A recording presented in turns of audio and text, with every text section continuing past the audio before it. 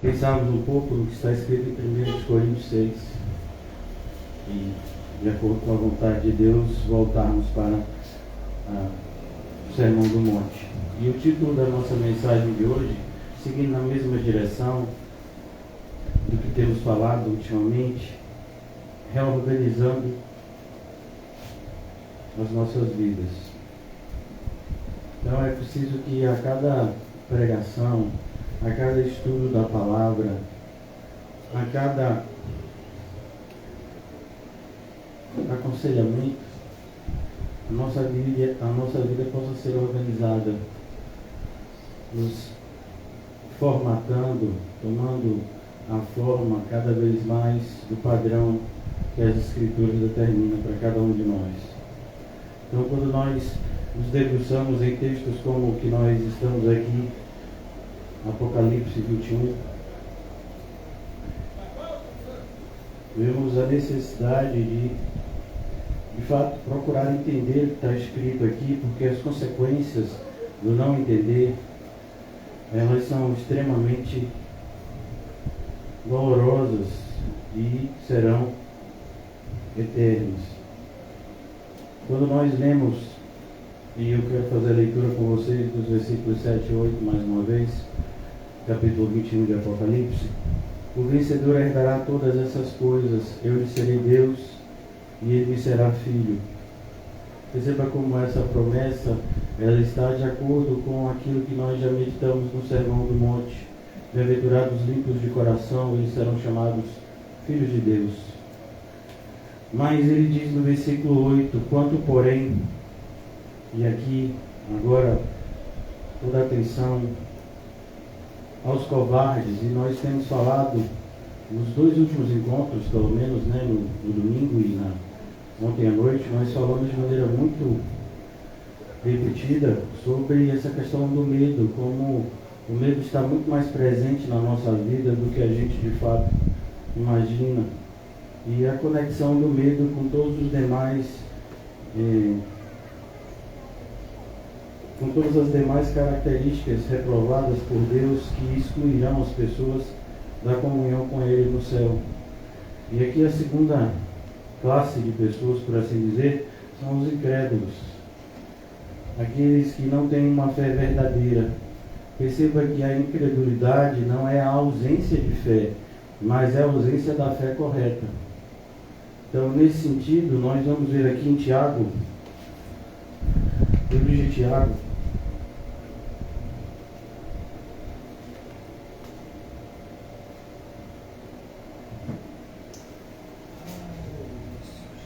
Tiago, capítulo de número 2, versículo 14. Meus irmãos, qual é o proveito se alguém disser que tem fé, mas não tiver obras? Então, perceba que existem e sempre existiram pessoas que dizem que têm fé, mas que essa fé não é uma fé verdadeira, não é uma fé bíblica, não é uma fé divina, é uma fé humana. Portanto, é uma fé pecaminosa, e cheia de falhas, que não pode salvar ninguém.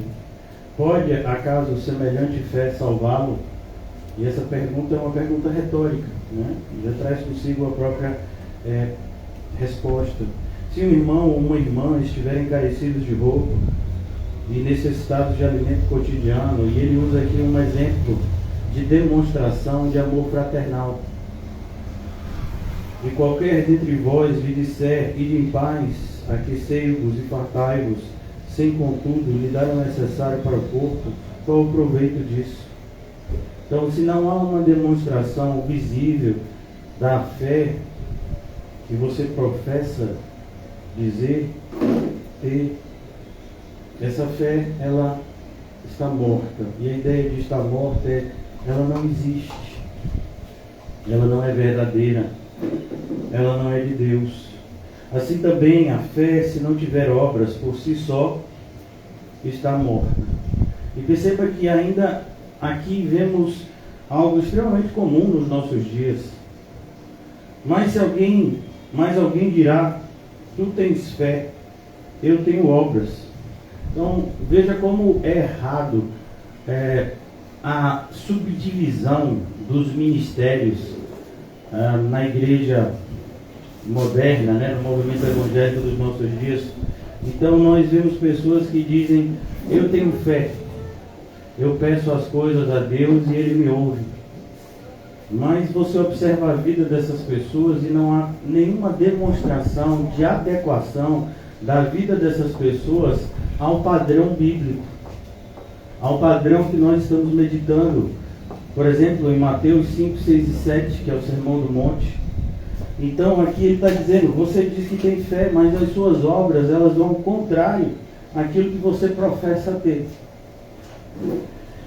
Então ele diz: mostra-me essa tua fé sem obras, e eu, com as obras, te mostrarei a minha fé. Então olha que coisa interessante, como é importante você ter essa convicção da fé que você carrega. É como um depósito, é como uma quantidade de bem, qualquer tipo de bem que seja, que você carrega. Você sabe que você carrega aquilo. Como quando você sai de casa para fazer um pagamento. Então, olhando para o irmão Paulo, eu vejo ele sair de casa para comprar um bujão de gás. Quanto é o bujão de gás, meu irmão? 130, né, reais, porque R$1.000 era no século passado, né? Mas R$130. Então, quando ele vai em direção ao depósito de gás, ele acredita estar de posse de no mínimo R$130. Sabendo a gente como é irmão Paulo, com certeza ele tem muito mais, mas no mínimo ele tem isso. Então a ideia aqui é: como você diz que você que tem fé, se você não consegue mostrar essa sua fé, nem no mínimo, porque entenda que existem parâmetros que a Bíblia determina que de fato ficam no interior da pessoa. Mas existem parâmetros bíblicos que devem sim ser medidos do ponto de vista externo. Então, por exemplo, a inveja é algo que você não sabe se a pessoa tem ou não. Você supõe que a pessoa tem inveja, né? E não deveria nem supor, porque quem tem inveja, ela não consegue atingir a ninguém, a não ser a si mesmo. Então, a gente tem que a gente tem que se ocupar em não ter inveja, e não se alguém tem inveja da gente. Isso não deveria ser algo que nos preocupasse. Mas o que a Bíblia diz, por exemplo, em relação à violência. Então, quando alguém bate em outra pessoa, isso é uma coisa que é visível. Roubar alguma coisa, isso é algo visível. Você pode roubar alguma coisa invisível, né? Então a pessoa sai da igreja, ela roubou o quê? Roubou o meu amor. Devolva. Não existe isso, ainda que possa existir, né? Pessoas que de alguma forma tentem, pelos seus maus exemplos, né, nos influenciar a ter o mal como exemplo. Mas isso aí já é outra coisa. Então aqui ele diz: crês tu que Deus é um só? E aqui, irmãos, perceba que o mundo se dividia naquela época praticamente nisso aqui, porque o mundo ele era influenciado pela cultura grega, que acreditava, né, no politeísmo, um Deus para cada coisa, um Deus para cada situação, e tinha os judeus, mais especificamente aqui falando dos cristãos, que acreditavam na existência de um único Deus. Nós que já vimos o filme de Policarpo, inclusive, sabemos que ele foi condenado por isso. Diziam que ele era ateu porque ele acreditava em um só Deus. Porque os romanos, né, acreditavam em tantos deuses que uma pessoa que acreditava em um só era considerado como ateu. Então aqui ele diz: crês tu que Deus é um só? É como se a gente dissesse nos nossos dias: você acredita que a Bíblia é a palavra de Deus? Acredito, eu sou evangélico. Você acredita que Jesus morreu na cruz para nos salvar? Acredito. Sim, mas e aí? E na prática isso? Como é que você acredita? Então, crês tu que Deus é um só? Fazes bem. E olha o que Tiago diz, que é assustador. Até os demônios creem e tremem. Então ele coloca aqui a fé dos demônios num padrão superior à da maioria dos crentes. Porque não tem reverência. E os demônios estremecem. Queres, pois, ficar certo, ó homem insensato? E o que é o insensato? Perceba que essa palavra insensato aqui é a palavra também que traduzimos como louco, né? É a ausência de sensatez, a ausência de capacidade de discernir o certo do errado. Ó homem insensato, de que a fé sem obras é morta ou inoperante? Não foi por obras que Abraão, nosso pai, foi justificado quando ofereceu sobre o altar o próprio filho Isaque. Vês como a fé operava juntamente com as suas obras? Com efeito, foi pelas obras da fé que se consumou e se cumpriu a escritura, no qual diz: Abraão creu em Deus e isso lhe foi imputado para a justiça e foi chamado amigo de Deus. Verificais que uma pessoa é justificada por obras e não por fé somente. E perceba que ele não está falando aqui de salvação, mas ele está falando da evidência da fé salvífica. Então, é preciso que a gente tome muito cuidado. Voltando agora para Apocalipse 21, que é o texto que nós estamos a meditar nesse início. Os incrédulos. Quanto aos incrédulos, Apocalipse 21:8, os incrédulos, eles não vão entrar no reino de Deus, eles vão ficar do lado de fora. Então, essas pessoas que têm uma fé sem obras, elas são incrédulas, portanto elas não entrarão no reino de Deus. Terceira qualidade de pessoas, falamos ontem também, os abomináveis.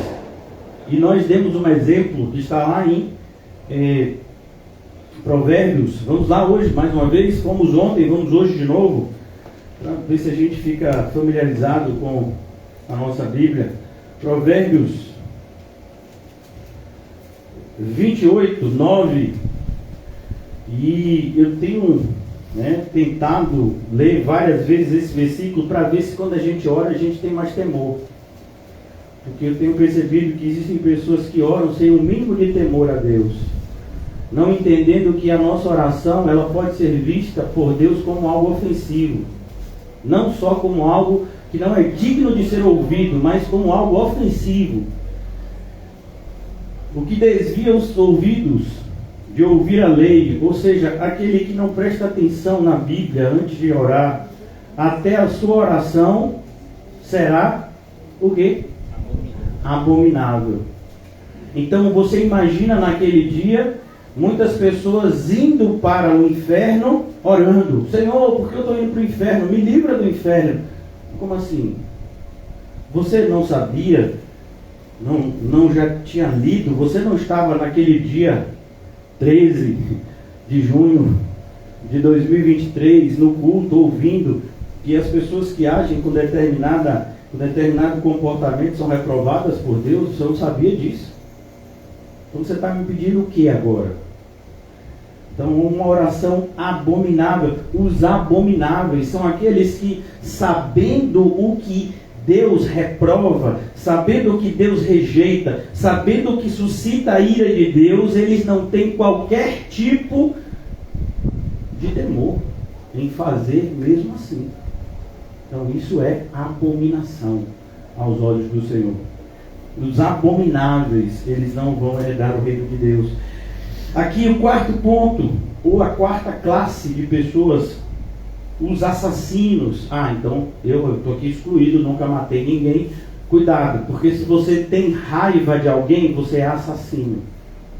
A gente já viu isso no Sermão do Monte, se Deus permitir, vamos ver novamente. Você nutrir um sentimento de amargura, de raiva, de vingança contra alguém, isso é visto por Deus como assassinato. Então nós como cristãos somos chamados a amar os nossos inimigos e não nutrir qualquer tipo de sentimento perverso, de vingança, de maldade, de se satisfazer no sofrimento alheio. Olha que coisa, né? Vemos pessoas na igreja assim, né? Quando vê que alguém teve algum tipo de desastre, sofreu alguma coisa, está vendo, ainda bem que Deus pegou. Pega mais, Senhor. Bate mais. Deus abençoe, meu filho. Então, aos impuros. E quem são os impuros? A ideia de impureza na Bíblia sempre, ou seja, na maioria das vezes, está sempre ligado à ideia de relacionamentos, né? Relacionamentos interpessoais. Hoje em dia, as pessoas, elas estão cada vez mais impuras. Então, como a gente vai imaginar um namoro cristão? Pastor, o que seria um namoro cristão? Não seria. Eu queria que alguém me mostrasse um namoro na Bíblia. Tem algum? Se me mostrarem, eu mudo de ideia, né? Não tem. Na Bíblia você ora, Deus testifica se aquela pessoa é a pessoa e você casa. Isso significa que o casamento vai ser perfeito, sem problemas? Não, porque aqui no mundo não tem nada perfeito. O mundo está todo contaminado com o pecado, todo. Relacionamento de pais e filhos, imperfeito. Relacionamento até entre irmãos de igreja, para nossa vergonha, imperfeito. Mas se somos de fato cristãos, esses relacionamentos imperfeitos irão nos aperfeiçoar, na proporção que nós perseveramos, seguindo a orientação do Senhor. Por isso os impuros. Então nós não podemos aceitar as coisas porque todo mundo está aceitando. Então hoje em dia uma pessoa, um adolescente, para mim, né, é difícil dividir essa ideia de adolescente. Não, uma criança, abaixo de 18 anos é criança, é uma pessoa inimputável, né? Não é responsável pelas suas ações. Se acontecer qualquer coisa, quem é que tem que dar conta? São os pais. Ah não, é adolescente. Então, adolescente pode namorar como? Isso na igreja, irmão. No mundo já é um absurdo, mas assim, na igreja, tornando essas coisas normais, isso não é normal, isso nunca vai ser normal. Aí tem os famosos, agora mesmo vai ter, deve ter um monte, retiros. Então aí você vai para o retiro de São João, um monte de jovem cometendo impurezas e os outros dando risada, como se aquilo fosse algo risível e não algo para chorar, algo reprovável. Então a gente tem que tomar cuidado, porque nós vimos essa semana que nós não podemos agir de maneira a nos identificar com essas pessoas. Pelo contrário, devemos reprovar as suas obras. Não devemos jamais ser vistos como apoiadores dessas coisas, mas devemos reprovar elas. É o que ensina a palavra de Deus. Não devemos ser cúmplices daqueles que agem dessa forma, porque os impuros e a impureza existem também na mente. Eu não faço determinadas coisas, mas como é que está a sua mente? Então, assim, vou dar um exemplo meu, né? Hoje eu tenho pouca ingerência, infelizmente, né? Na vida das minhas filhas, né? Mas assim, comigo, elas não vê filme que tem beijo na boca. Pastor, que bobagem, pode ser para você, é a sua escolha. Mas em todo lugar ela vai ver. Todo lugar ela pode até ver que eu não vou estar em todo lugar, mas comigo ela não vai ver. Porque se ela ver comigo, ela vai sentir que eu estou achando aquilo que normal, eu estou aprovando aquilo e eu não aprovo aquilo. Então é preciso que a gente deixe claro o nosso posicionamento e não dizer, isso está errado, e aí vê a cena e por que isso está errado? Está rindo por quê? Então a impureza, ela tem crescido muito em conta, e eu estou dizendo isso, a impureza na igreja, né? Ela tem crescido muito em conta da passividade daqueles que dizem não concordar com ela, mas que não a combatem, que tratam isso de forma, né, normal. Não é normal. Mas todo mundo está dizendo que é normal. Eu não sou do mundo. Então, cuidado, a impureza tira as pessoas do céu, sim. Pastor, mas assim, eu tenho filhos. No meu caso, por exemplo, 15, 14, 13. Então quer dizer que se eles morressem hoje, e eles não são cristãos, nenhum dos três, não são, né? Mas se eles morressem hoje, eles iriam para o céu? Não sei, provavelmente não. Mas eles são crianças ainda, você está dizendo. Quem é que define qual é a idade que a pessoa se torna, né, responsável por suas ações diante de Deus? É o Código Penal que diz que é 18 anos? Não, que eu saiba, não é o Código Penal. Então você vai se colocar em risco e a sua família também? Não falando a verdade? Não, minha filha, não, você ainda tem 13 anos, se morresse hoje você iria para o céu, não sei. Você sabe? As crianças vão para o céu, qual é a passagem mesmo? Lá que o Senhor Jesus disse que se a gente não for como uma criança de colo, a gente não vai herdar o reino de Deus. É sério que você acredita que nessa passagem Jesus está dizendo que toda criança vai para o céu? É sério que sua interpretação bíblica é tão rasa? Jesus não está falando de criança ali, não. Está dando um exemplo da criança em relação à dependência do seu pai. Ele não está dizendo que toda criança vai para o céu. Então a gente não sabe. E o que a gente não sabe, a gente não fala. Mas o que a gente sabe? É que esse tipo de comportamento vai para o inferno. E se de repente, com 13, 14 anos, que é muito provável isso, e quantos jovens morrem nessa idade? Você acha que eles estão no céu agora? E o pai e a mãe que não advertiu quando deveria? Como deve estar a consciência? Então é preciso que a gente entenda que há uma responsabilidade nas nossas vidas de falar a verdade, de dar um bom exemplo em relação à pureza. Porque o referencial das crianças somos nós. Então, você vê pessoas que de repente xingam e ficam chateadas se o filho xingar. Mas você fala palavrão. Mas eu não queria que meu filho falasse. E por que você fala? Você mente. Mas você não quer que seu filho ou sua filha minta para você. Então, cuidado, os impuros, eles não herdarão o reino de Deus. Músicas devassas, comportamentos devassos, roupas impróprias, para não dizer outra coisa pior.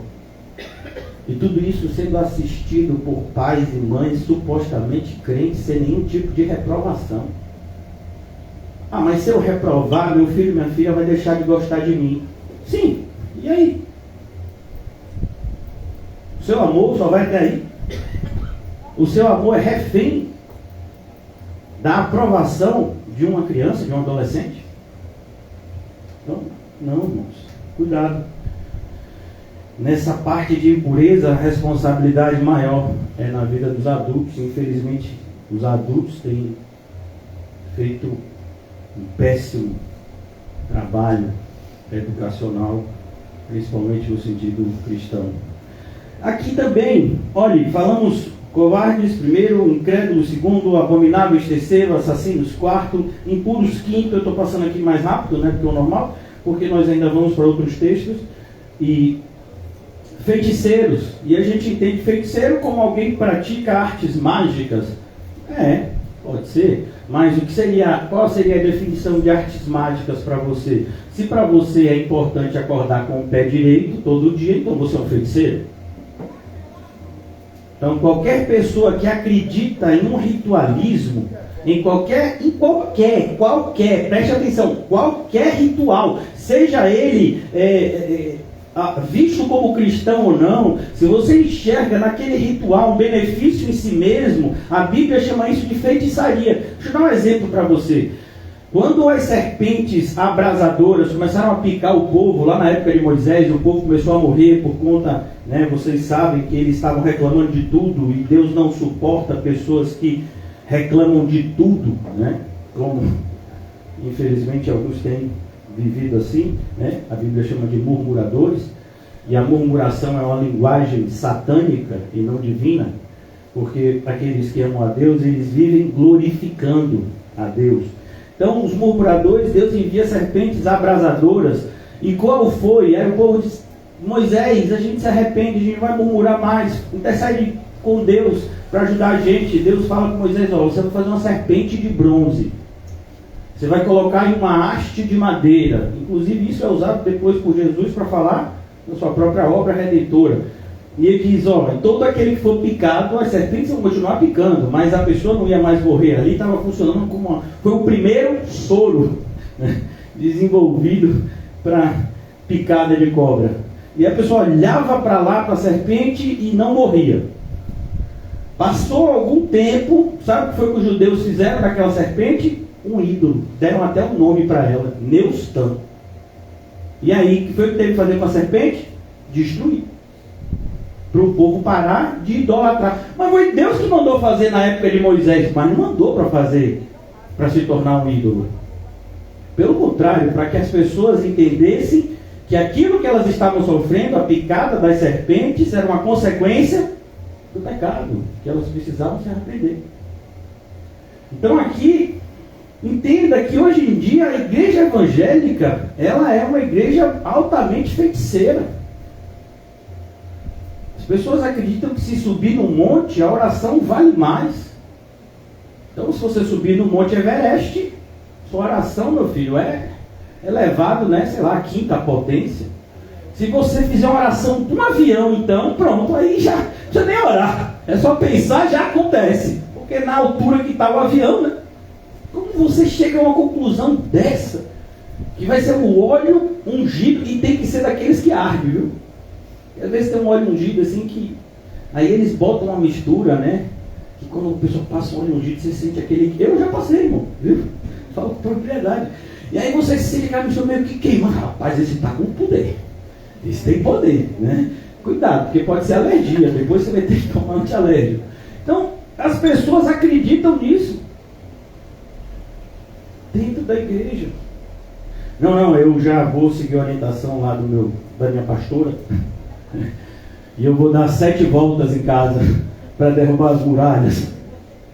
Eu digo, você mora em Jericó? 3.000 anos atrás? Então as pessoas vão dar os 7 mergulhos de Naamã. Tá certo. Vão fazer o jejum de Daniel. Tudo é feitiçaria, irmão. O jejum de Daniel é feitiçaria? Primeiro que Daniel nem jejum fez, né? Ele fez a seleção de alimentos, justamente para não se contaminar com os alimentos que eram oferecidos a ídolos na Babilônia. Mas as pessoas, elas vão adotar determinados costumes como se eles por si só as beneficiassem. E o que eles fazem com isso? Eles negam o sacrifício de Cristo na cruz como o único meio de salvação e reconciliação entre Deus e os homens. Então é preciso a gente ter muito cuidado, porque é em Cristo e somente nele que somos abençoados por toda sorte de bênçãos espirituais nas regiões celestes, de maneira que nenhum ritual deve ser praticado. Você vê os exorcismos que são feitos na Igreja Católica. Se não acabasse em morte, como a maioria, seria risível. Para você fazer o exorcismo de um demônio, você tem que descobrir o nome dele, aí você tem poder sobre ele. Você está pensando que eu estou brincando com você? Não, é assim que ensinam os exorcistas católicos a exorcizarem. E a Bíblia nem tem esse termo, exorcismo. A Bíblia chama de quê? É expulsão mesmo. Sai, acabou. Agora o problema é quem está mandando quem sair. Você não tem autoridade espiritual nenhuma, você vive em pecado e manda o demônio sair, e ele vai dizer, e aí? É o que mesmo? E tem isso na Bíblia? Claro que tem, vocês nunca leram Atos? 7, tentando expulsar um, o demônio diz, sim, eu conheço Jesus, conheço Paulo, vocês quem são mesmo? Então, cuidado com a feitiçaria, porque você pode praticá-la e nem perceber que está praticando. Outro dia eu ouvi um crente dizendo assim, porque eu sou de touro. Você é de Gêmeos? Ou é de Sagitário? Ele disse, você está brincando comigo. Não, pastor, foi Deus que inventou. Deus inventou o quê? Esses signos. Então quer dizer que se você vestir branco ou amarelo, isso vai trazer algum benefício para... Isso é feitiçaria, irmão, pelo amor de Deus. Então, os crentes usando esse tipo de comportamento. Você já viu que essas igrejas é todo mundo de jaleco branco, terno branco? quem veste assim é o pessoal do candomblé, que eu saiba, né? Então, cuidado com a feitiçaria. Tataravô que morreu há não sei quantos anos atrás, ele falou comigo por meio de sonhos. Você é o quê? Eu sou evangélico.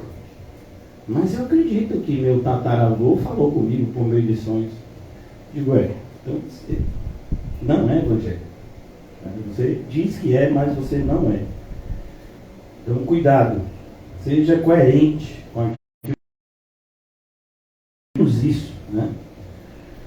Por isso que C.S. Lewis já dizia, se você considera que o Evangelho é verdadeiro, então ele tem que ter toda a importância para você. Se você não considera o Evangelho verdadeiro, né, vamos imaginar que você é um discípulo, sei lá, mas dizer que o Evangelho tem mais ou menos importância, aí pelo amor de Deus, irmãos, aí está faltando coerência com você.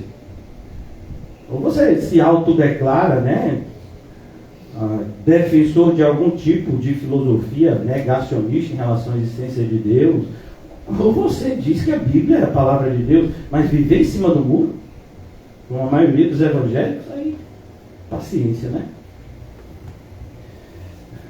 Os idólatras. Então quem são os idólatras? Ah, pastor, esse eu sei. É aquele que se dobra a estátua. Não só eles. Eles também, mas esse tipo de idólatra é tranquilo. Esses idólatras normalmente não causam muito problema se você deixar eles com as estátuas deles. O problema são os idólatras que dizem que não são idólatras, mas o Deus deles é o próprio ventre. Esses são problemáticos. Sempre foram. Vivem dentro das igrejas evangélicas e vivem disseminando falsos deuses que foram criados pelas suas mentes corrompidas. Então, cuidado. O apóstolo Paulo sentencia essas pessoas na carta aos Filipenses, pelo Espírito, nunca se esqueça disso. Quando ele diz que o Deus deles é o ventre e o destino deles é a perdição.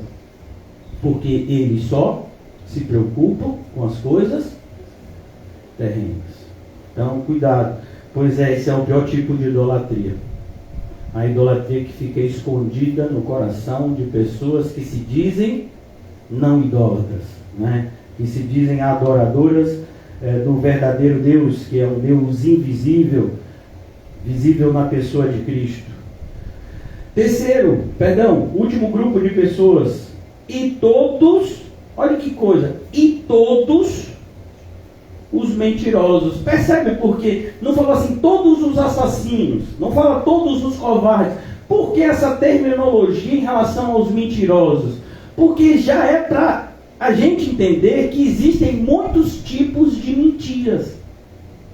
Então, existem mentiras religiosas, mentiras legalistas, como era o caso dos fariseus, que proibiam coisas que Deus não proibia.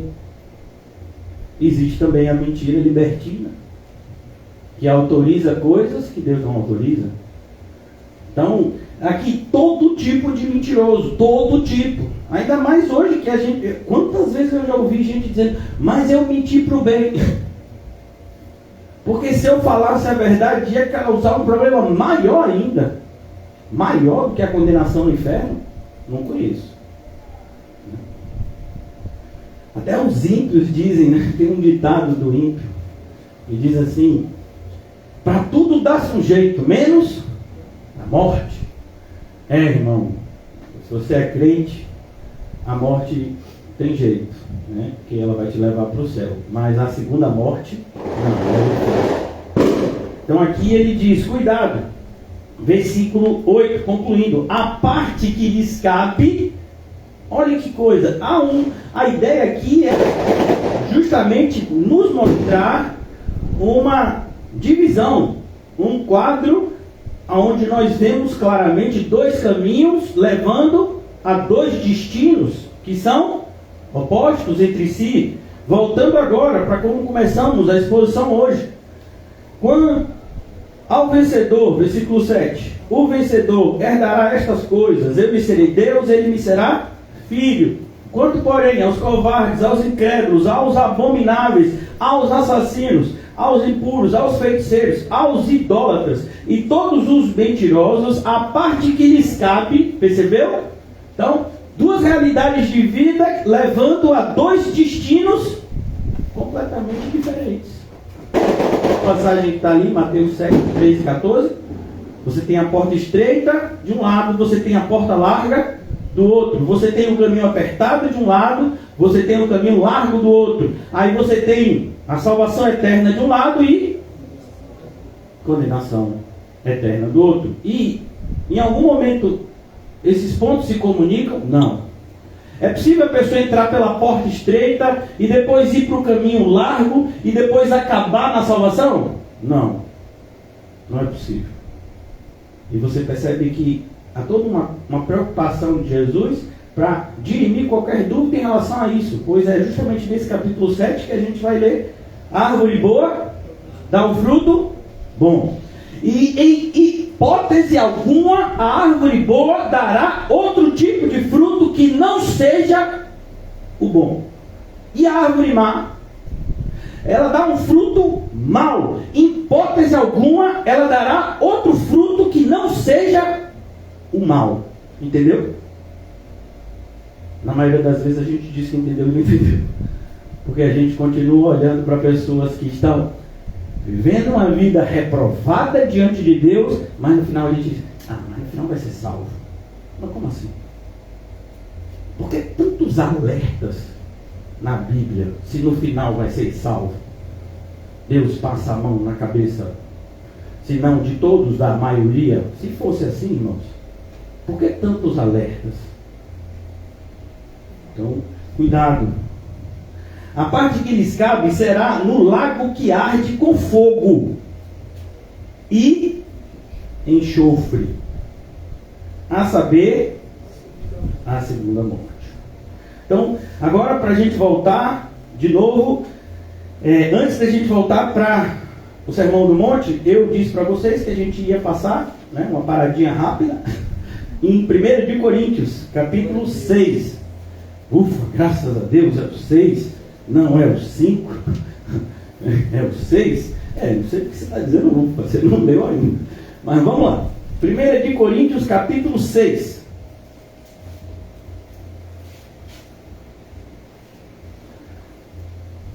A partir do versículo 8.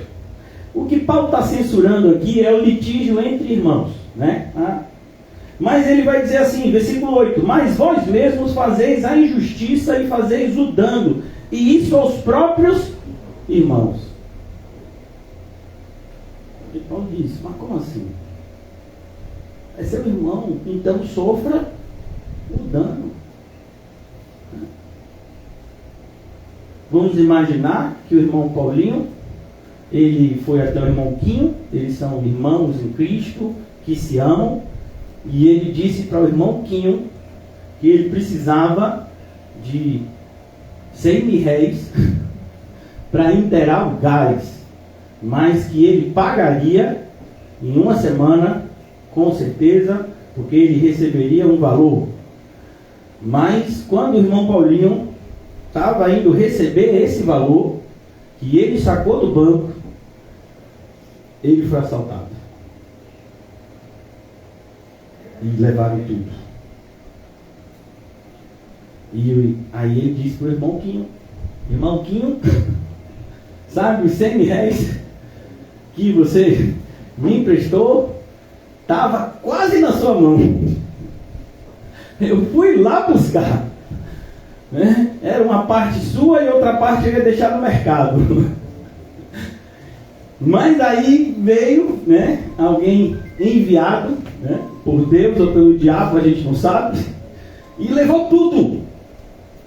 Aí o irmão Quinho vai dizer: irmão Paulinho, fique em paz. Você pode me pagar amanhã? O irmão Paulinho vai dizer: mas amanhã eu não posso, porque eu só recebo salário uma vez por mês. Eu posso lhe pagar mês que vem, aí vai ter que ser com juros. E os juros do cartão de crédito é 100%, o meu vai ser 200%. Quase um traficante. Então, irmão Paulinho, você pode me pagar mês que vem 300 reais dos 100 que eu te emprestei? E eu estou fazendo isso porque você é meu irmão. Senão eu contratava um desses ex-policiais que foram expulsos da corporação, né? Porque são pessoas muito legais, para te dar uma surra, para você me pagar logo. Mas eu sou uma pessoa muito gente boa, então eu vou deixar que você me pague R$300 no mês que vem. Olha como eu sou um irmão legal. Glória a Deus por isso. Irmãos, está acontecendo isso na igreja. Então, não Paulinho, fique em paz. Não é que esse dinheiro não vai me fazer falta. Você sabe que vai me fazer falta. Mas Deus está no controle de tudo. Se eu emprestei para você, é porque Deus me direcionou a emprestar. Se você foi roubado, Deus está no controle desse roubo, desse furto. Então Deus vai estar no controle também das suas economias e da minha. Se puder me pagar, você me paga. Se você não tiver condição de me pagar, você não me paga. Isso não vai mudar em nada o nosso amor cristão. Olha que coisa bonita, né, irmãos? Eu sei que a maioria de vocês, se não todos vocês, agiriam até mais. Irmão Paulinho, você foi assaltado, quanto você está precisando? E eu não vou te emprestar, eu vou dar. Né? Tenho certeza que o irmão Kim faria isso. Eu vou dar em pipoca. Quanto é que você quer? R$50? Vou te dar R$50 em sacos de pipoca. Pelo menos de fome não vai morrer ninguém. Então o cristão, ele precisa entender que abrir mão das coisas, principalmente em prol do irmão, é um privilégio. É um privilégio. Não é assim que eu vejo na Bíblia. Então eu não sei que Bíblia é que você carrega. Mas vamos continuar. Mas, versículo 9. Ou não sabeis, não sabeis. Será que vocês não sabem? Então Paulo está reprovando. É como se você tivesse assistido a aula de matemática. Você já fez a tabuada.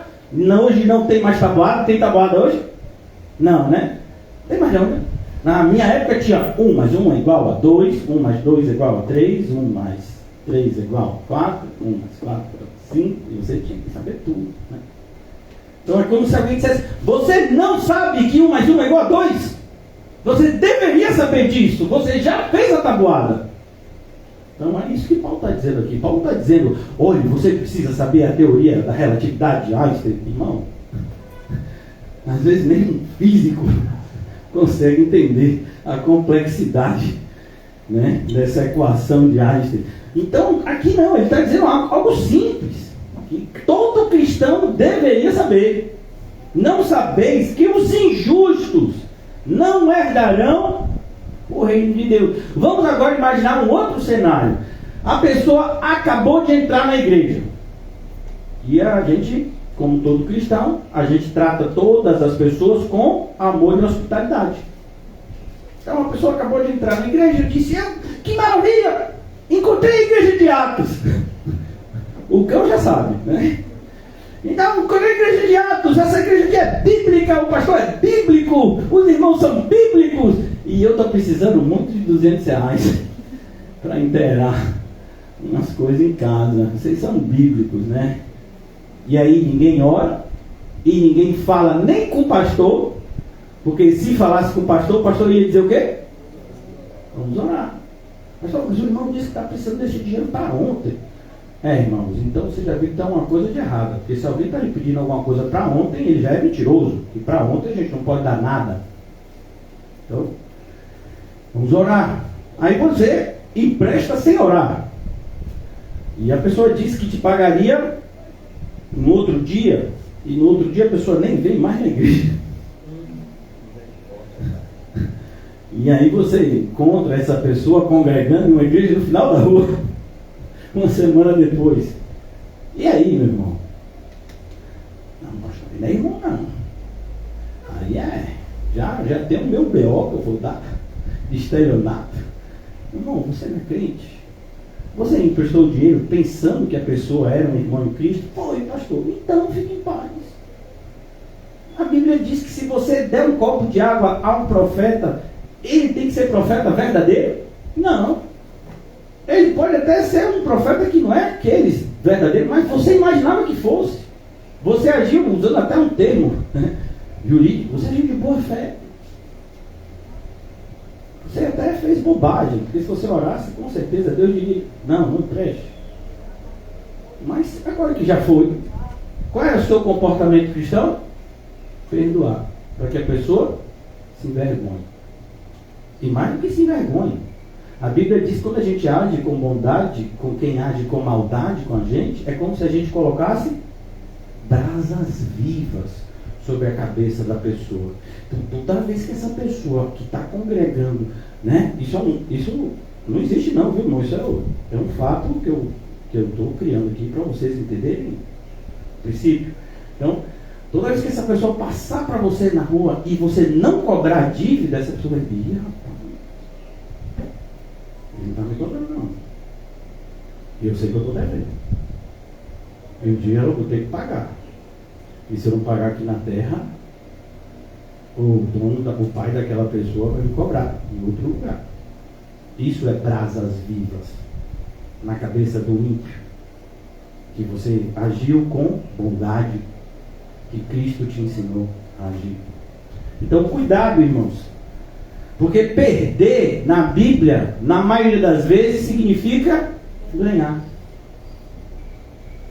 E ganhar na Bíblia, muitas vezes, significa que você perdeu. Então, cuidado com a sua concepção de lucro e de perda. Não sabeis que os injustos não herdarão no reino de Deus? Não vos enganeis. Ele vai além. Ele diz, olha, você não só devia saber como você está permitindo ser enganado. Não vos enganeis. Nem impuros. Repetiu. Impuros. Os impuros vão entrar no céu? O que a gente vai dizer em relação ao crescente avanço do homossexualismo dentro da igreja evangélica? Nada. Não tem nada de novo debaixo do sol. O problema é a permissividade que muitos têm deixado. Então, aquilo que não devia ser tolerado, tem sido tolerado, para que as pessoas não sejam rotuladas de homofóbicas, né? Nós não somos homofóbicos, nós amamos todas as pessoas. Como é que a gente vai ser homofóbico? Nós apenas condenamos o que a Bíblia é até do ponto de vista legal, para pensar dessa forma. Então, cuidado. Não vos enganeis, os impuros, os idólatras. A gente já falou dos idólatras, olha eles aqui de novo. Os idólatras. E aqui, os adúlteros. Os adúlteros. Aquele que se separou por qualquer motivo que não seja o bíblico e se casa com outra pessoa, é o quê? É adúltero. E pior, está fazendo a pessoa que foi abandonada se tornar adúltera também. É o que está na Bíblia. Então, cuidado. E tem o adultério também, que é na mente. Eu não pratico, mas eu penso. É pecado também. Então, cuidado. Nem os adúlteros. E aqui, agora, o que a gente vai dizer? Nem efeminados, nem sodomitas. E aqui a ideia é justamente isso. É homem que quer ser mulher, mulher que quer ser homem. Pode isso? Não pode. Mas o mundo diz que pode. Problema do mundo. O mundo também diz que o adolescente tem que escolher o que quer. É o mesmo mundo que diz que as crianças têm se tornado cada vez mais obesas. Aí você fala, mas vem cá, o mundo se decida. É pra gente deixar os adolescentes escolherem o que eles querem? Eles querem comer McDonald's, chocolate e porcaria. E quem come isso vai se tornar o quê? Obeso. Não, mas aí a culpa é do pai. Mas então o pai vai chegar e vai dizer, não! Aqui minha casa só come burgers, salada, sopa, e de noite é zero carne. Conselho tutelar. Absurdo! A criança vai crescer traumatizada. A criança vai sonhar, segundo Freud, com brócolis à noite. E a culpa vai ser sua. Quando essa criança tiver 40 anos, que ela vê uma salada, ela vai desmaiar e a culpa é sua, que traumatizou enquanto ela era criança. Ah, então era para deixar ela se tornar obesa? Não! Então era para fazer o quê? Não sei, mas você está errado de qualquer jeito. Pastor, o que é que o senhor está dizendo? É isso que o mundo faz com a gente. Você não percebeu ainda? Então, é impressionante como alguns cristãos desavisados, tentando agradar o mundo, achando que isso de alguma forma vai facilitar a vida deles. Não vai, irmão. Nem o mundo sabe o que quer. É por isso que a Bíblia diz que eles estão perdidos. Cada um levanta uma bandeira que nem acredita que é verdadeira. Está todo mundo confuso. Aí você é aquele que conhece a verdade, que tem que ser luz, vai cair nessa.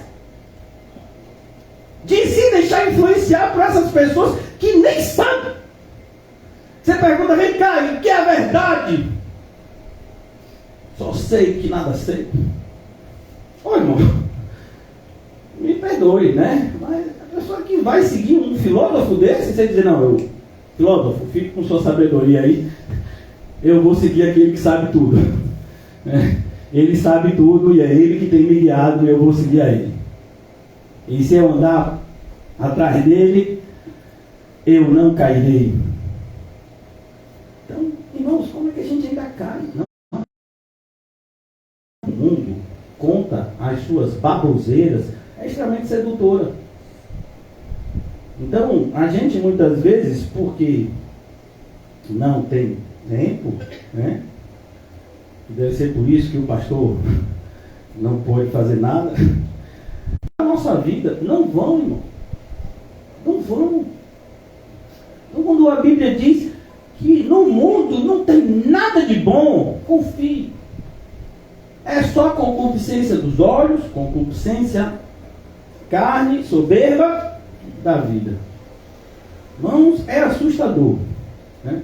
Se você estuda os filósofos que são aqueles que têm influenciado a nossa geração, assim, não é possível que o povo está seguindo esse tipo de gente que falava o que eles falavam. Pois é, está seguindo eles. Então tá bom.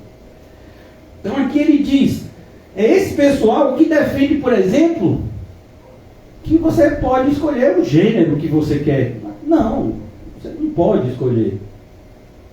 Você imagina, né, essa pessoa, não, eu nasci homem, mas eu sou uma mulher. E eu quero ter um filho. Mas como é que ele vai ter filho? Ele não tem útero. Ele pode até fazer as coisas que as pessoas fazem, né? Faz uma cirurgia e imita a aparência de uma mulher. Mas ele é biologicamente uma mulher? Não, nunca vai ser. Nunca. Pode fazer até o que eles chamam, essa mudança, né? Essa cirurgia nas partes íntimas. Vai mudar quem essa pessoa é? Não vai mudar. Não muda. Ah, não, é meu filho. Não, não é seu filho. Você botou na barriga de outra pessoa e está dizendo que é seu filho, mas não é. Você adotou, não é. Pode ser seu filho do ponto de vista emocional, mas biologicamente, quem produz outros seres humanos são o quê? Macho e fêmea. Nunca vai mudar isso. Mas o mundo quer que a gente aceite isso goela abaixo. E a maioria dos cristãos já desistiram. Eu que não vou criar confusão com isso, daqui a pouco até me prendem. Deixa aprender aquele pastor maluco. Eu não. Não. Meu pai, você não chora na frente da gente. E eu nem tinha percebido isso, até porque eu já me acho muito assim, né, emotivo. Depois eu vi, realmente, eu tenho... não sou muito assim de chorar. Mas eu digo para elas, eu choro. Né? Não tem problema nenhum de chorar. Não, meu pai, mas você não chora na frente da gente. Eu digo, minha filha, qual é o papel do pai? O papel do pai é proteger a família. Pois é. Agora você imagina que aconteceu um problema, um desastre em casa, e que está todo mundo em casa gritando, preocupado, não sabe o que fazer. Imagina o pai, ai, também. Você imagina você entrar no centro médico e aí você mostra o corte para o médico e o médico, ai! Tira daqui da minha frente! Mas doutor, eu vim aqui para o senhor suturar. Eu não! Eu não estou recebendo para isso. Eu estou aqui para assinar a receita. Vai embora da minha frente. É isso que você espera do médico? Mas não, agora os homens têm que ser assim. Não, você tem que chorar. Porque senão você é um machista tóxico. Vocês sabiam que tem agora isso? Machismo tóxico. Não é machismo tóxico não, porque o machismo já é tóxico, né? Tem um outro nome, né? Homem tóxico. É, o homem tóxico. Masculinidade tóxica. Eu digo, rapaz, até onde eu sei, eu não estou entorpecendo ninguém. Mas eu sou tóxico, né? Porque você não pode ser mais homem. Você não pode dizer, por exemplo, isso é roupa de homem, isso não é roupa de homem. Não! Se um homem quiser se vestir, sei lá, né, com um vestido, tomara que caia, é o estilo dele. Não, isso não é roupa de homem. O homem não veste isso. O homem agora quer ir para praia de maiô, de biquíni. Ele não pode fazer isso, ele é homem. Deixa ele vestir o biquíni dele, ele é homem. De biquíni. Não, ele não é homem. Biquíni não é roupa de homem. Ah, mas essa masculinidade é tóxica? Não, ela não é tóxica, ela é bíblica. Se você quiser adjetivar de outro jeito, o problema é seu, você vai ter que dar conta para Deus. Naquele dia, eu é que não vou ser acusado disso diante de Deus. Eu prefiro ser acusado diante de vocês aqui. Mas de Deus não. Porque é Ele que eu tenho que temer. Não a acusação dos homens. E o pior, não posso nem educar meus filhos. Esses dias me disseram, em um estabelecimento público, que supostamente as pessoas deveriam estar ensinando bons costumes, que eu estou sendo obrigado a ir, para você ver como a nossa justiça é muito boa, dizendo que não, você não pode influenciar o seu filho a jogar bola. Ele é que vai decidir se quer jogar bola ou brincar de boneca. Eu digo, como eu não posso? Porque você está me proibindo. Porque essa é uma masculinidade tóxica. O menino tem que ter direito se ele quer jogar bola ou se ele quer brincar de boneca. Você tem que apresentar as duas opções para ele. Quando ele nascer, eu digo, que coisa inteligente, né? Por que não dá uma faca para ele e diz, quer se matar também? Ele tem todo o direito de escolher se fica vivo ou se morre. Então esse é o mundo que a gente vive. Esse é o mundo que diz que a gente não pode falar nada contra aquelas pessoas que querem se relacionar no próprio gênero delas. Está errado. Enquanto a gente for crente, a Bíblia é a palavra de Deus, não vai passar, está errado. Se a gente falasse isso há 100 anos atrás, não tinha problema nenhum. Sabia disso? A igreja tem mais de 1900 anos. Olha como a maldade tem se multiplicado e a gente nem percebe. Se a gente estivesse pregando isso há 50 anos atrás, ninguém diria nada. Olha, os efeminados não herdarão o reino de Deus. Há 50 anos atrás, todo mundo diz amém, é verdade. Mas se a gente fala hoje, 2023, é absurdo. Em pleno século 21, falando desse tipo de coisa, como se Deus fosse exclusivo das pessoas hétero. É claro que Ele é. Mas nem todo hétero vai para o céu. Mas é um pressuposto. Se não for, não vai. Efeminados não entram. Mas eu sou uma pessoa boa. Eu ando a segunda milha. Quando as pessoas me roubam, eu ainda dou a túnica. Me roubam a capa, eu dou a túnica. Eu sou uma pessoa humilde. Não, você não é humilde. Já começa, é reprovado no versículo 1, a primeira coisa lá do Sermão do Monte. Bem-aventurados os humildes, porque se você fosse humilde, você se adequava aqui. E perceba, olha que coisa, irmãos. Nós não estamos dizendo que a pessoa que tem, de repente, um desejo nessa área, está indo para o inferno. Não, porque quem tem desejos, como cristão, o que é que ele faz com os desejos? Domina. Porque ele tem o Espírito Santo. Então ele luta com isso. Então, pastor, se uma pessoa ela tem uma tendência à prática disso daqui, mas ela luta contra, ela é cristão? Com certeza. É como uma pessoa que tem uma tendência à violência e sabe que aquilo está errado, não vai ser violento. Então, os pecados estão para serem dominados, não para serem escolhidos, o que pode e o que não pode. Não, nenhum pode. Então, por isso que eu fiz questão de ler aqui. Porque se é algo atual nos nossos dias, é isso aqui. Você vê que a gente leu lá em Apocalipse, checklist, não, é verdade. Tudo que está ali é verdade. Mas e agora? E aqui? Diz o quê? Não, mas aqui foi para Coríntios. Como assim foi para Coríntios? Não foi para Coríntios. A palavra de Deus permanecerá. Você acha que o apóstolo Pedro escreveu na sua segunda carta o que escreveu por quê? O apóstolo Paulo fala coisas difíceis, que os homens pervertem para a sua própria condenação. Está escrito em 2 Pedro, capítulo 3, se não me engano. Então, os efeminados, nem os sodomitas. Então, essas pessoas que se entregam a práticas contrárias à vontade de Deus. Então, a pessoa nasceu e ela sabe que ela quer ter um companheiro.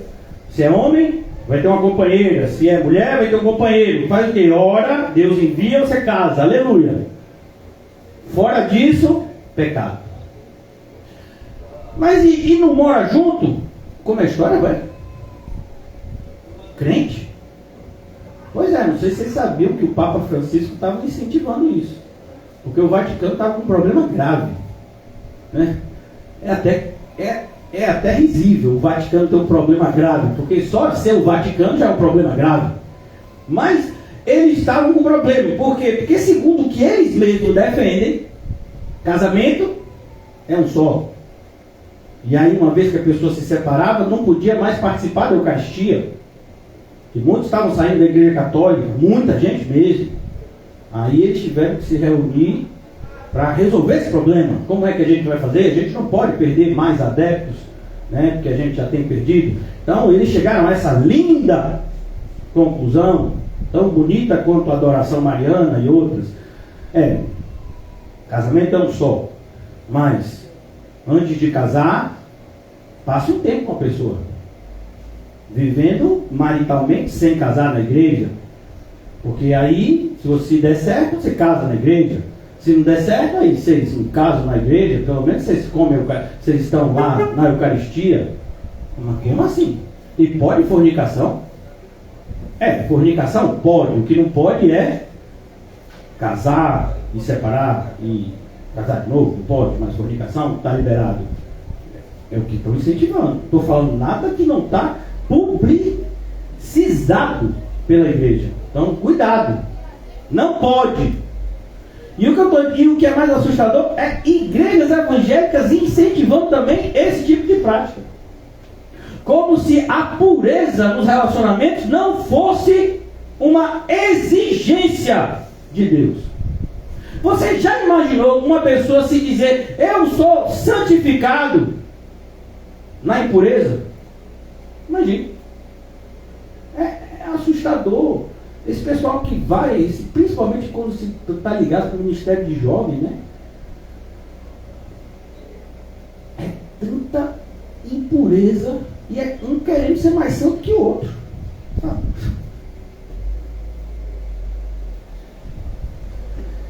Continuando. Nem ladrões. Ih, rapaz. Ladrões. Graças a Deus, aqui eu não estou incluído. É verdade, você é uma pessoa muito correta. Inclusive, você não rouba a Deus. Não, esse negócio de roubar a Deus é do Antigo Testamento. É verdade, que coisa retrógrada. Então você não acredita em Gênesis, né? Não, pastor, Gênesis eu acredito, mas Gênesis não é do Antigo Testamento? Mas a gente está debaixo da graça, a gente não está debaixo da lei. É verdade? A gente está debaixo da graça para desrespeitar a lei? Não, pastor. A gente obedece a lei, mas a gente sabe que não obedece plenamente. Pois é. Está vendo? Roubará o homem a Deus? No entanto, vocês estão me roubando. No quê? Nos dízimos e nas ofertas. Ladrões. Pastor, então o senhor está dizendo que todo mundo que dá o dízimo vai para o céu? De jeito nenhum. Mas se você não é fiel na sua vida material, imagine na vida espiritual. Você acha que é mais fácil ser fiel na vida material ou na espiritual? Na material, de longe. Mas se nem nesse pouco você é fiel, você vai ser fiel no muito. Ó. Então, irmãos, não sou eu que estou dizendo, não, é a Bíblia. Então, ladrões inclui essas pessoas que ainda hoje roubam a Deus e incentivam os outros a roubarem também, né? Eu não dou e quem der está errado. Você dá, você não estuda a Bíblia, não, rapaz, não sabe que esse negócio não existe. E são pessoas assim que praticamente devem ter uns 5 diplomas de teologia em mais de 20 faculdades diferentes, devem ser muito inteligentes no hebraico, no aramaico, versados no grego, porque falam com a contundência. Eu digo, só devia, não escreveu nenhum comentário bíblico, não sei porquê, porque deve ter uma sabedoria bíblica assim muito grande, para falar com tanta certeza que isso não é bíblico. Cuidado, irmãos. As más companhias corrompem os bons costumes. Nem avarentos. Ih, rapaz, ainda bem que eu não sou avarento, pastor. Eu sou uma pessoa econômica. Eu sou uma pessoa prudente. Eu sou uma pessoa que planejo bem. Então eu só vou até onde o meu pé alcança. Aí é um monte de frase bonita para você disfarçar a sua avareza. E a palavra avareza, irmãos, ela tem um significado etimológico muito importante para você entender que o avarento, ele é aquele que ama. E a gente às vezes tem dificuldade, mas o avarento ama, ele ama o quê? O dinheiro. Exatamente, em oposição àquele que ama a Deus. É por isso que Jesus diz, você não pode amar a Deus e as riquezas. Por isso que a raiz de todos os males é o amor ao dinheiro. E a raiz fica onde? Embaixo, você não vê. Então a pessoa, maioria dos avarentos, ninguém sabe que essa pessoa é. Porque essa pessoa, ela não é avarenta, ela é econômica. É uma pessoa que valoriza bem os seus recursos e gasta com uma extrema inteligência, sabedoria. É capaz de atravessar Salvador Mar Grande com aspirina efervescente na mão. Chega lá, ainda está inteira. Que não abre a mão nem para dar tchau, né? E o avarento, ele vai na contramão de uma das características principais de um cristão, que é a generosidade. O que está escrito em Apocalipse, Atos 20? Mais bem-aventurado é dar do que receber. Poucos vão conhecer essa dádiva de dar. Então aqui ele diz, os avarentos não vão herdar o reino de Deus, e nem os bêbados, mas eu não bebo de ficar bêbado. Eu só bebo. Não fico bêbado. Eu achei interessante, sexta-feira eu estava retornando, eu e o Matheus, não foi? A gente estava retornando, eu peguei um garrafamento ali perto da CM, né? E era uma blitz para variar, né? O pessoal, eles são pessoas extremamente trabalhadoras. Então eles estavam lá e aí olharam para mim e disseram, você bebeu hoje? E eu disse, nem hoje, nem dia nenhum, eu não bebo. Aí disse, mas você se incomoda de soprar aqui no bafômetro? Eu falei, não. Eu soprei lá e depois mandou embora, né? Então, mas de repente é um crente que disse, não, Bíblia não proíbe que você não beba. É sexta-feira, trabalhei a semana toda, sou crente, filho de Deus, tomei 3 cervejinhas. Porque é 3, é um número bíblico, a Trindade. Então eu tomei 3 cervejinhas, mas naquele dia tinha tomado um medicamento que, se associado a qualquer quantidade de ingestão alcoólica, produz algumas alterações. E de repente essa pessoa sofre com fome. Você vem da onde? Eu venho da igreja. Glória a Deus. Passou em algum lugar? Passei. No posto de gasolina, tomei umas 3 cervejinhas, para a glória de Deus. Porque a pessoa tem que dizer que é para a glória de Deus, não é assim? Quer comais, quer bebais, faça tudo para a glória de Deus. Eu tomei 3 cervejinhas para a glória de Deus. O senhor não se incomoda de fazer o teste do bafômetro? Me incomoda. Muito. Né? Que testemunho maravilhoso, né? Muito bonito esse testemunho. É um cristão assim, e ainda vai embora dizendo que estou certíssimo, a Bíblia não proíbe beber, ela só proíbe se embriagar. Verdade. Você viu o que aconteceu com Noé, que é homem de Deus, por conta dessa sua filosofia muito bonita, ele se embriagou e amaldiçoou o filho dele por conta do pecado. Então, cuidado, irmãos. Quando a gente sabe que algo é ruim, a gente não só evita aquilo, a gente evita até a aparência daquilo. Linha prática. Então, os bêbados, mas a ideia aqui de bêbados não é só o fato de você ingerir bebida alcoólica, mas é qualquer tipo de vício. Vamos imaginar um crente que é viciado no jogo. A Bíblia não proíbe eu jogar no meu bicho. É verdade, mas a Bíblia diz que você não pode ter nenhum tipo de vício. Então você está com problema. Cuidado, irmãos. E aqui a gente tem um grupo que praticamente desapareceu nos dias atuais, né? Não existe esse grupo de pessoas aqui. Os maldizentes. Eles não existem. Ainda pode existir algum grupo de pessoas, assim, talvez o último exemplo de um maldizente que vocês conhecem pode ser o pastor que prega a verdade para vocês. Ele é um maldizente, como o profeta Micaías era para Acabe, só fala o mal para a gente, não diz nada de bom. Que maldizente? Não, a Bíblia diz que isso não é maledicência. Maledicência é o contrário disso. E é quando você sabe fazer o bem, não faz. Você sabe que tem que falar, você não fala. Você sabe que não deve falar, você fala. Maldizente é esse que usa mal esse dom que Deus nos deu, que é o dom da comunicação. Perceba que a maledicência nos nossos dias pode ser praticada via WhatsApp. Qualquer meio de comunicação.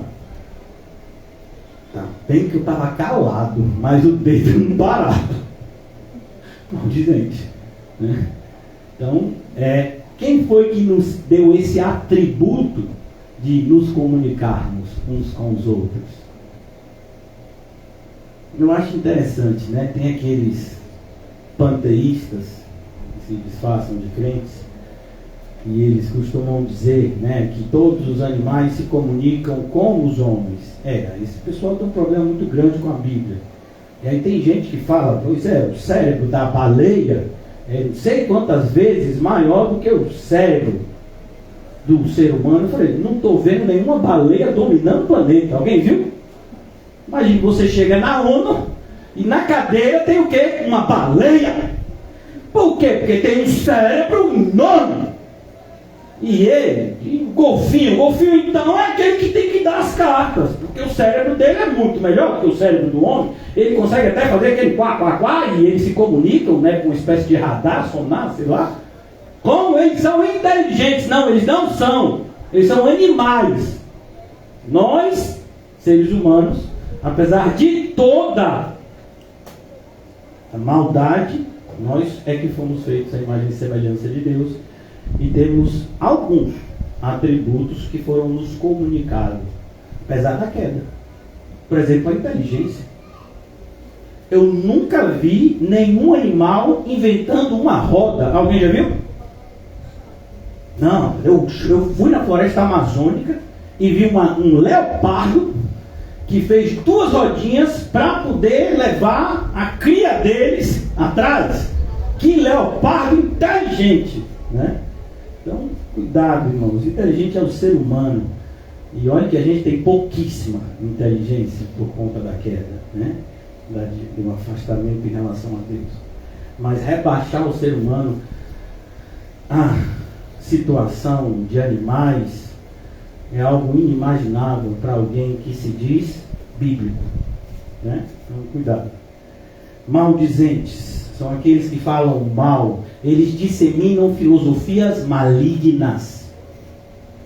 Então, você se assustaria em saber que pensadores que odeiam a Deus, eles foram criados em um seio, muitas vezes, de famílias que adoravam a Deus. Vou citar 3 deles, que influenciam o nosso século XXI. Karl Marx, que é o pai, né, porque a gente chama de comunismo. Freud, também, judeu. E Einstein.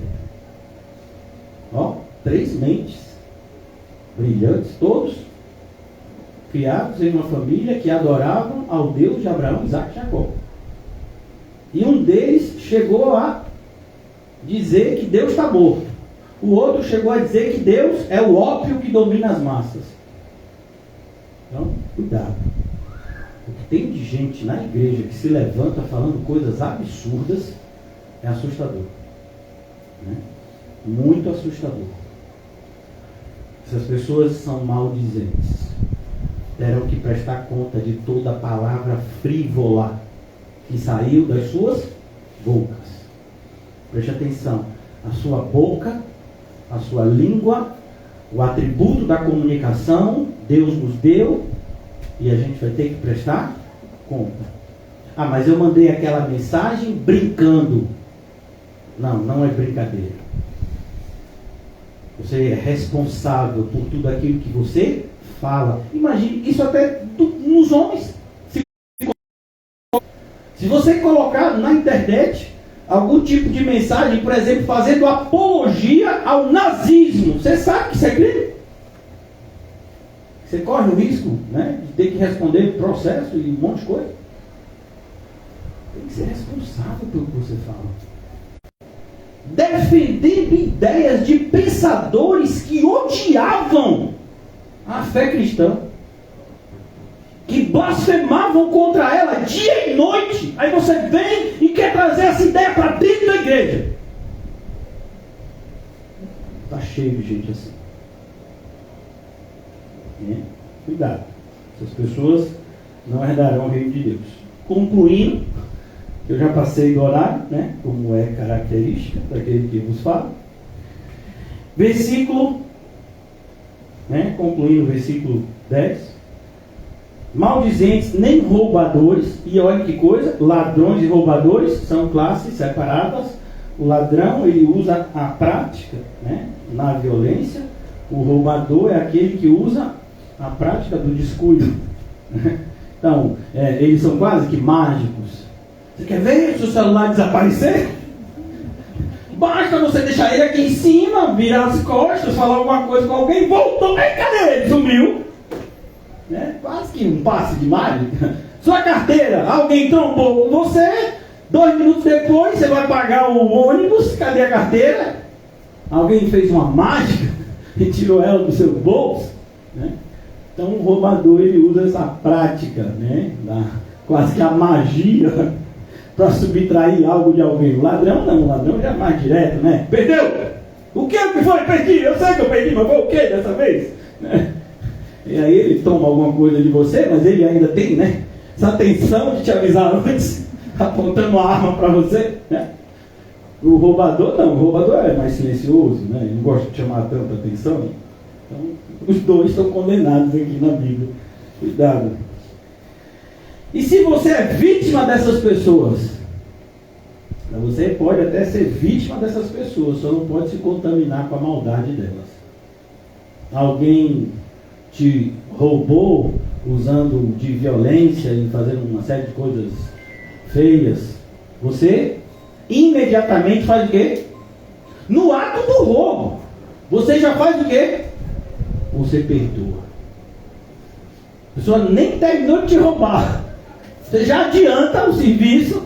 Então vamos imaginar que a pessoa está roubando um carro. Graças a Deus eu não tenho nem carro, né? Mas vamos imaginar, roubando o seu carro, e quando ele está levando o carro, meu irmão, está perdoado, né? Perdoei você, tranquilo. Então, já perdoou.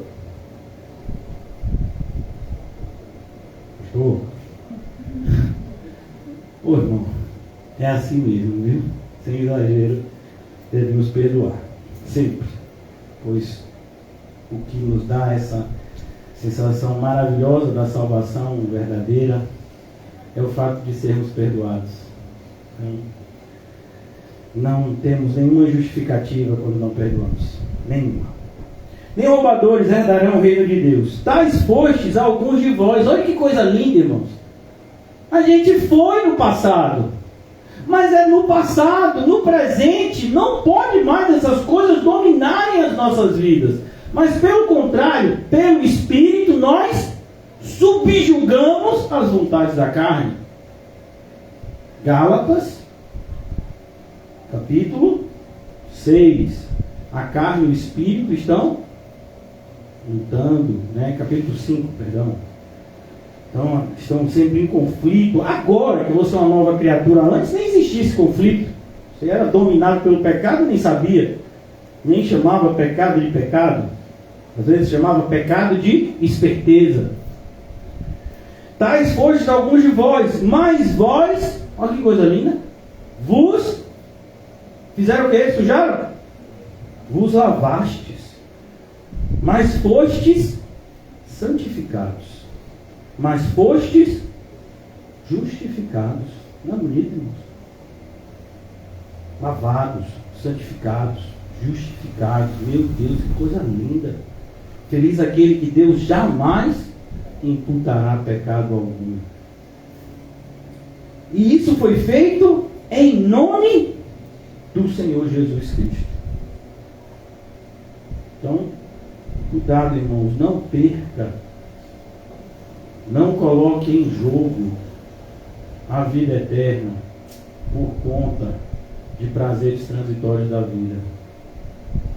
Todas as pessoas que fazem essas escolhas, mais cedo ou mais tarde, vão aprender que foi uma péssima escolha. A grande maioria, infelizmente, vai aprender isso tarde demais. Então aqui ele diz: foste justificados em nome do Senhor Jesus Cristo e no que? No Espírito do nosso Deus. Espírito com E maiúsculo. Esse você que é crente, né? Nós que somos crentes, agora desenvolvemos um processo quase que alérgico aos pecados que outrora nos satisfaziam. Por quê? Porque agora tem o Espírito Santo morando na gente. Então aquilo que de repente você fazia e aquilo te produzia uma sensação agradável, hoje você passa por aquilo e diz: mas não, eu fazendo isso. E você imagina, né? Um ótimo exercício. Imagine Jesus fazendo o que você fez. Ele faria isso? Não, pastor, Jesus não faria. Uma ótima coisa também, irmãos, eu já vou fechar a Bíblia aqui para poder vocês ficarem em paz, que já está acabando. Você faria isso na frente de Jesus? Toda vez que você tiver em dúvida se você deve fazer alguma coisa ou não, né? E se você é um cristão verdadeiro, essa dúvida vai acontecer muitas vezes no dia. Então, uma das formas de você pesar isso você faria isso na frente de Jesus? Você diria essa frase na frente de Jesus? Você daria essa risada na frente de Jesus? Você trataria essa outra pessoa desse jeito na frente de Jesus? Pessoal, assim, na frente, eu não faria, mas Mas o quê? Porque tudo é na frente dele. Afinal de contas, ele é onipresente. O fato de você não estar vendo ele não significa que ele não está vendo você. Então, todos os nossos pecados secretos têm Jesus como aquele que está vendo. Jesus é a plateia dos nossos pecados secretos. De maneira que eles não são tão secretos assim. Então é preciso que a gente tenha essa consciência. Como eu posso fazer isso? Por isso que na história da igreja, muitos cristãos foram colocados nessa posição. Olha, você vai tomar essa atitude aqui, ninguém vai saber que você fez isso aqui. Não, vai sim. Não, ninguém vai. Aqui é só entre a gente, pode confiar em mim. Imagina, confiar no homem. Maldito o homem que confia no homem. Mas vamos imaginar, né? Você está lá, a pessoa diz, ninguém vai saber que você fez isso. Fique tranquilo. É você e eu aqui e ninguém vai saber. O meu Deus vai. Ele vai saber que eu fiz isso de errado. Então eu não vou fazer. Mas você vai perder uma oportunidade dessa. Oportunidade de ouro. Não, não é uma oportunidade de ouro. Essa é uma oportunidade de fogo e enxofre. E de fato eu quero essa oportunidade bem longe de mim. Existem caminhos que aos olhos humanos parecem ser os melhores caminhos. Mas são caminhos de morte. Olha, irmãos, ultimamente, né, pela vontade de Deus, eu tenho me dedicado, até por conta de um direcionamento bem claro de Deus, eu tenho me dedicado ao estudo, né, estudo de tudo aquilo que de alguma forma influencia o pensamento religioso, desde os primórdios até para que eu possa falar de determinados assuntos com mais autoridade. E a gente percebe como determinadas ideias que não são cristãs, e muitas assim não são cristãs, mas não são cristãs disfarçadamente, né? Não é aquele, eu sou contra o cristianismo abertamente, não, ele não é cristão, mas é assim, de um jeito mais light, que a gente diria. Essas ideias são extremamente sedutoras. Por exemplo, as pessoas perceberam, né, que ficar assim, nessa discussão entre o criacionismo, né, Deus criou todas as coisas, e o evolucionismo, a gente é fruto do acaso, essas duas posições estavam gerando conflito nas faculdades, pontos de vista um pouco mais acalorados. Então vamos chegar a um consenso. Então vamos chegar a um consenso. Mais uma vez, a Igreja Católica está sempre no meio. Vamos chegar a um consenso. Até porque para você ser padre, você tem que ser filósofo. Então, vamos lá. Então, vamos imaginar uma coisa que satisfaça os dois lados. Então, como é? Deus criou todas as coisas, mas a partir da criação, Ele autorizou o homem a cada um por si. Então, é a teoria hoje que predomina, por incrível que pareça, né? Então, esse criacionismo, né, misturado com o evolucionismo, não, de fato, é inegável a gente entender que existe um Criador, mas assim, ele não pode acreditar que ele está gerenciando tudo e que a gente não manda em nada. É claro que a gente manda, a gente é o centro do universo, somos os homens. Então, Deus criou todas as coisas e colocou tudo assim na nossa responsabilidade, e cada um vai fazendo o que quer, e se der qualquer problema lá na frente, Deus não tem nada a ver com isso. Como assim Deus não tem nada a ver com isso? O que a gente faz com versículos como até um fio de cabelo das nossas cabeças estão todos contados? A gente faz o que com esse tipo de versículo? Aqueles que o Pai me deu, nenhum destes eu perderei, porque aquele que me deu é muito maior do que todos. A gente faz o quê? Não, a gente finge que a interpretação não é bem assim a literal, né? Não, a gente não pode fingir isso. Não pode, né? Então a gente tem percebido uma tentativa aberta, né, de misturar aquilo que é sagrado, aquilo que é santo, com aquilo que é profano, que é produção humana.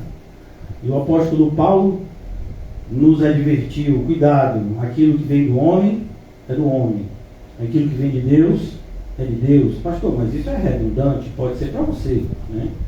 Mas não é tão redundante assim quando você olha para a influência dos pensamentos centralizados no homem, que tem invadido a igreja. O de longe que mais a gente consegue enxergar é o pensamento do livre-arbítrio. Você não encontra passagem nenhuma na igreja, mas hoje em dia tem dominado a cabeça de, 7, 8 em cada 10 que se dizem crentes. Não, Deus criou todas as coisas, mas aí agora é com a gente. Com a gente como? Quem somos nós? Se ele estivesse na nossa mão, a gente já tinha destruído o mundo há muito tempo. Há muitos anos atrás, na época da Guerra Fria, um ex-presidente lá da extinta ex-União Soviética escreveu um livro dizendo que o arsenal nuclear daquela época, viu? Imagine, décadas atrás, dava para destruir o mundo não sei quantas vezes. Agora imagine esse cenário. Naquela época só tinham 2 superpotências nucleares, né? Estados Unidos de um lado, União Soviética do outro. E agora? Tem um monte de gente com bomba atômica. Dá para destruir o mundo inteiro quantas vezes? E está todo mundo com livre-arbítrio, viu? Meu Deus! Fica tranquilo. Quando tiver guerras e rumores de guerra, não vos assustei. Por quê? Porque essas coisas têm que ser assim. Deus é que está no controle. Então, irmãos, cuidado. Os pensamentos, eles têm se tornado cada vez mais sedutores. Satanás quer agir na sua mente, mais do que agir diretamente na sua vida. Por quê? Porque a nossa vida é regida pelo que a gente pensa. Então, é por isso que a preocupação de Satanás, irmãos, não é muitas vezes colocar uma pedra no seu caminho, mas é fazer com que você ache que aquela pedra no seu caminho é um sinal de que Deus não gosta de você. Porque ele botou uma pedra no seu caminho, se ele podia tirar ela, se ele podia criar aquela pedra. Então, Deus não é tão bom assim. Ele criou a pedra e ainda botou no seu caminho. Então, o que ele quer é isso aqui, ó. Cegou o entendimento dos incrédulos. Ele cegou o quê? O entendimento. Então, que isso não aconteça com a gente. Para que experimenteis a vontade boa, perfeita e agradável de Deus. Vamos orar. Amado Deus, eterno Pai, é diante de Ti, somente diante de Ti que nos prostramos, reconhecendo que somente de Ti procede toda a sabedoria, toda a verdade. Não nos deixa, Senhor, enganados e nem a enganarmos uns aos outros, mas que a Tua verdade nos liberte e que, uma vez livres pela Tua verdade, possamos viver por meio dela e promulgando-a corajosamente através da pregação do Evangelho, como Cristo Jesus nos comissionou. Livra-nos de tudo aquilo que nos afasta da Tua vontade para nós, que é boa, perfeita e agradável. E dai-nos graça, Senhor, para subjugarmos todos os prazeres que nos assediam, entendendo que algo somente é agradável e bom se procede de Ti. Nunca jamais o homem produzirá algo que seja bom, perfeito e agradável para si ou para outro, a parte de Deus. Por isso nos ajuda, Senhor, a não sermos enganados com esses pensamentos que têm se tornado cada vez mais comum e nos assediam de maneira mais próxima.